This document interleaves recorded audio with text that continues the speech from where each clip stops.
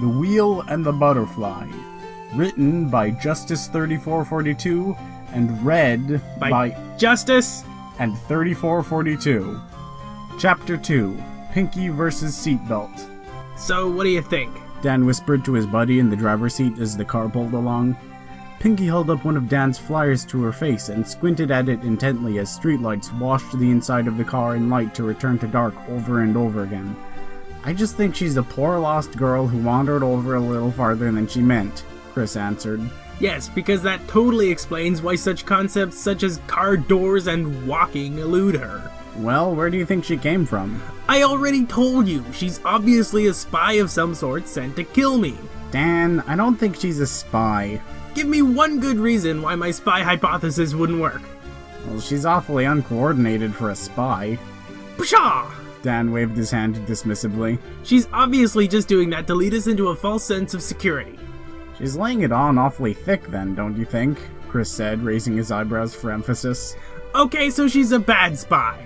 Do you think they teach spies to pretend to not understand car doors as part of their elaborate act to get close to a target?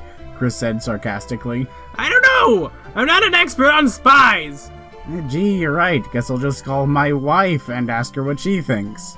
Dan's eyes narrowed. Touché, Chris. Touché. Anyway, Chris added, if she had any sort of weapon, she probably could have taken us both out when she thanked us. Dan began to look like he was going to retort, but was interrupted as Pinky burst into fits of laughter. Dan turned to see the young lady holding one of his flyers as laughter continued to erupt from her. And what do you think is so amusing? This comic is really funny. Give me that! Dan snatched the piece of paper out of Pinky's hand, neatly folded it, and roughly stuffed it in his jacket pocket.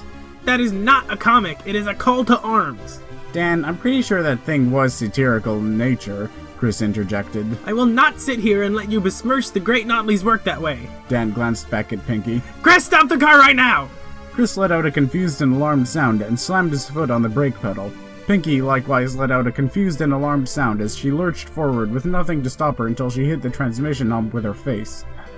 Dan, what the heck? Chris demanded.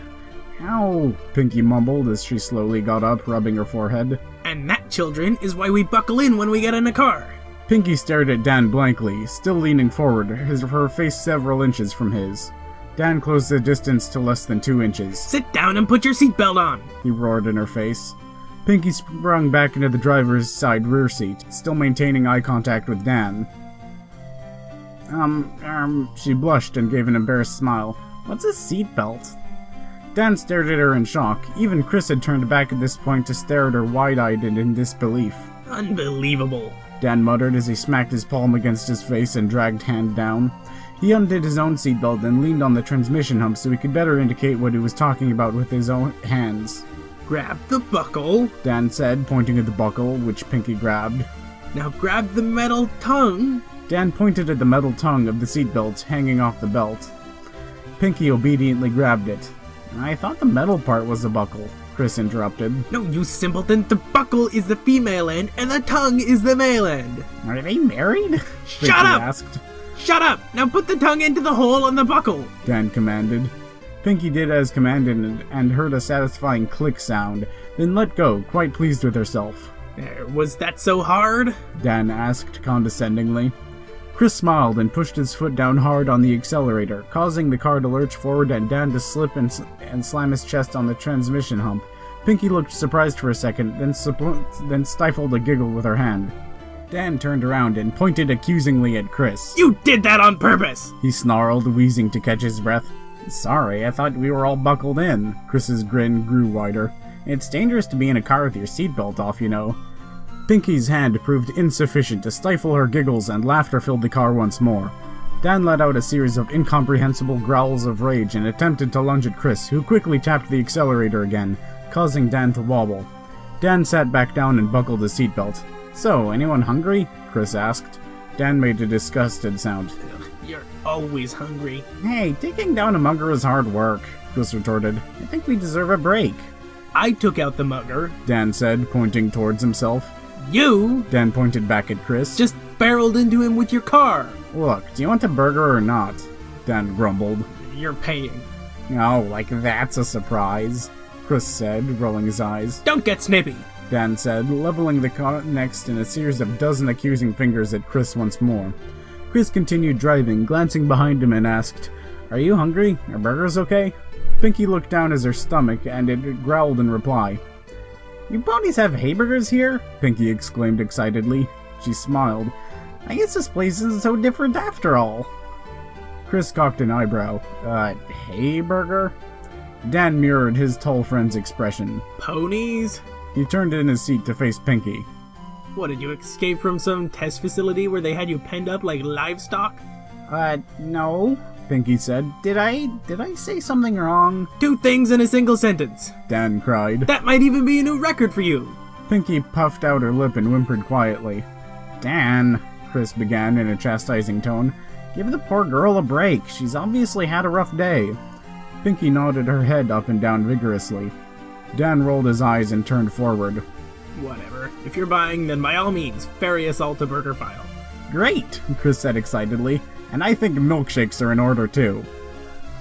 Oh, I see. Let's all get something Dan can't have. Look, I can get you a slushie instead. Dan thought about this for half a second. Fine, but only if they have cherry flavor. He insisted.